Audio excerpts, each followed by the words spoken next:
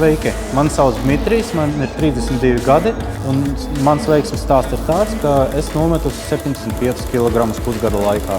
Man nekad nebija paticis sports vispār no bērnības. Man liekas, ka es nebiju atradis to pareizo sportu.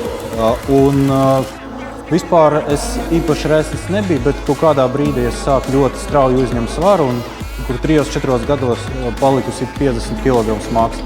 Un vienā brīdī es sapratu, ka man nepatīk skatīties uz sevi spogulī. Ka tas, ko es redzu, vispār nevar apmierināt. Un tad padomāju, ka vajadzētu sākt ar dietu. Izvēlējos ļoti vienkāršu dietu, kas man palīdzēja nomest apmēram 40 kg. Un tad es padomāju, ka jāspēr nākamais solis un jāiet tālāk. Un vienīgais, kas man ienāca prātā, atnākt šeit, jo es dzīvoju netālu. Un padomāju, ka neliela fiziskā slodze palīdzēs to svaru nomest vēl vairāk.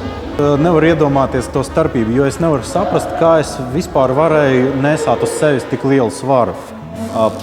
Es jūtos nenormāli labi, es jūtos aktīvs, es jūtos veselīgs, es pat slimoju daudz mazāk. Un man daudz labāks garastāvoklis, daudz labāka dzīves sajūta. Man pat negribas atcerēties, kāds es biju, un nekad negribas atgriezties tajā stāvoklī. Man bija nelielas problēmas ar sirdi, un man bija aizdomas, ka tas ir vai nu iedzimtājs, vai vispār man visu mūžu tā būs. Izrādījās, ka nē. Es slimoju daudz vairāk, es ļoti vienkārši un ātri ķeru vīrusus visādus. Atklāti sakot, man ļoti paveicās, jo, kā es pēc tam uzzināju, tik ātri nometot svaru varēja parādīties problēmas, bet gan man nevienas problēmas nebija. Man vienkārši ļoti strauji uzlabojās pašsajūta, un varbūt tas ir tāpēc, ka es diezgan ātri sāku pareizi trenēties. Es iepazinos ar treneri, un man viņš palīdzēja sastādīt treniņu programmu, arī ēdināšanas programmu, arī ieteica vitamīnus, ko padzert. Dēļ tā man īpaši nekāda problēma nav. Man parādījās tikai labāka veselība.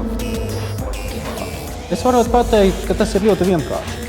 Vajag tikai saņemties, nostādīt savu mērķi un būt godīgam ar sevi, godīgam pret sevi, lai ietu pie tā mērķa un visu laiku virzītos uz priekšu, neatkāptos no tā ceļa. Un viss sanāk.